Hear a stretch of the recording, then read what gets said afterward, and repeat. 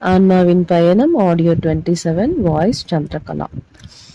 ஆன்மாவோட பயணம், அதோட சுபாவம் என்ன, குணகணங்கள் என்ன அப்படின்னு பார்க்கும்போது சங்கல்ப ஸ்வேச்சை அப்படின்னா ஃப்ரீ வில்.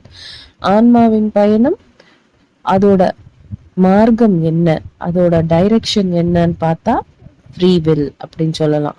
ஆன்மாவின் பயணம் அதோட ஃப்ரீ வில்லால, அதோட சங்கல்ப ஸ்வேச்சையால எல்லா முடிவுகளும் தான் எடுக்குது.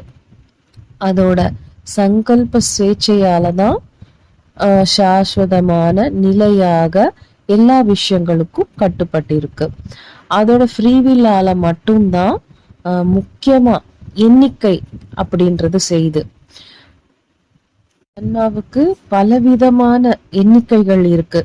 அதுல இருந்து ஆன்மா தேர்வுகள் தான் எல்லா விஷயங்கள் தேர்வு செய்து எல்லா டைரக்ஷன்ஸும் அது பார்த்துக்குது. அதுல இருந்து பிரத்யேகமாக தானே எண்ணிக்குது, சாய்ஸஸ் அப்படின்னு சொல்லலாம்.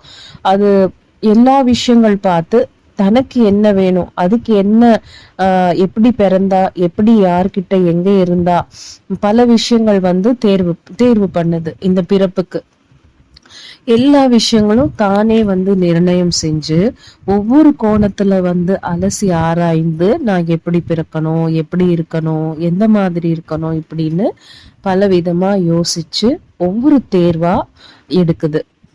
ஆன்மா தன்னோட பிறப்புகளை இதெல்லாம் தேர்ந்தெடுத்த பிறகுதான் இந்த உடலை உடலுக்கு வருது. அப்படின்னா ஒவ்வொரு கோணத்தையும், ஒவ்வொரு மார்க்கத்தையும், ஒவ்வொரு தளத்தையும், ஒவ்வொரு எண்ணிக்கையும், இந்த சிருஷ்டியில இருக்கிற ஒவ்வொரு விஷயத்தையும் தான் ஆராய்ச்சி செய்து அதை புரிஞ்சுக்கிட்டு அந்த தேர்வு எடுத்து அதுக்கப்புறம் இந்த பிறவி, இந்த உடலை எடுக்குது. ஸோ இங்க நம்ம புரிஞ்சுக்க வேண்டியது என்ன அப்படின்னா, நம்ம பிறவிக்கு முன்னாடி நம்ம பலவிதமா நம்ம பிளான் பண்றோம். நம்ம ஆணா பிறக்கணுமா, பெண்ணா பிறக்கணுமா, எந்த இடத்துல பிறக்கணும், இந்தியாவுல பிறக்கணுமா, ஏழையா பிறக்கணுமா, பணக்காரனா பிறக்கணுமா, இல்ல நம்ம இங்க பௌதிகத்துல இந்த ப்ரொஃபஷனல் நல்ல ப்ரொஃபஷனலா வரணுமா, இல்ல நம்ம ஹவுஸ் ஒய்ஃபா இருக்கணுமா, இப்படி ஒவ்வொரு தேர்வு, கணவன், மனைவி, குழந்தைகள், ஃப்ரெண்ட்ஸ், இந்த மாதிரி உறவுகளாகட்டும், நம்ம இருக்கிற இந்த நிலையாகட்டும், நம்ம மனநிலையாகட்டும், உடல்நிலையாகட்டும், நம்ம முழுமையா ஆரோக்கியமா இருக்கணுமா, இல்ல கை கால் ஊனமா பிறக்கணுமா, கண் இல்லாம பிறக்கணுமா, காது இல்லாம பிறக்கணுமா, இப்படி பல விஷயங்கள் நம்ம தேர்ந்தெடுத்து நம்ம இங்க பிறக்கிறோம். நம்ம மனசு சரியா இருக்கணுமா, இல்ல ஸ்பெஷல் பர்சனா நம்ம இருக்கணும் அப்படின்னா கொஞ்சம் மனநிலை சரியா இல்லாம இருக்கணும். இது கூட நம்ம தேர்வு தான். நிறைய பேர் மனநிலை சரியாம இருக்காங்க, நம்ம அவங்கள பார்த்து பாவப்படுறோம். பட் ஆனா அது அந்த ஆன்மாவின் தேர்வு. அந்த மாதிரி பிறப்பை எடுத்து அதுல இருந்து பல விஷயங்கள் தான் கத்துக்கணும்னு தான் அது பிறக்குது. ஒரு சிலருக்கு பிறவிலேயே கண் இருக்காது, ஸோ அந்த பிறப்பும் ஆன்மாவின் தேர்வு. ஒரு சிலருக்கு கை கால் ஊனமா இருக்கும், அதுவும் அவங்களோட தேர்வு. இந்த மாதிரி பல விஷயங்கள் நம்ம பார்க்கலாம். ஒரு சிலர் ரொம்ப கெட்டவங்களா இருப்பாங்க, ஒரு சிலர் ரொம்ப நல்லவங்களா இருப்பாங்க.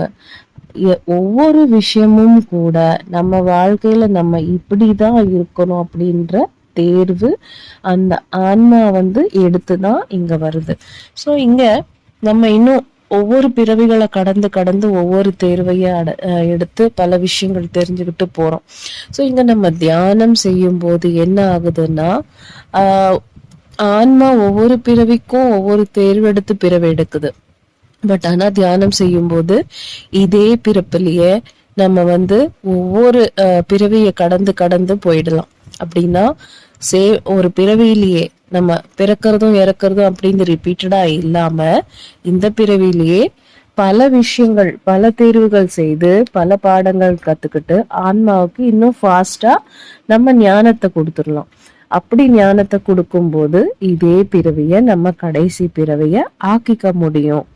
சோ ஆன்மா நீ ஒரு அற்புதம் அப்படின்றது தெரிஞ்சுக்கணும். சோல்ஸ் ஜர்னி தொடரும்.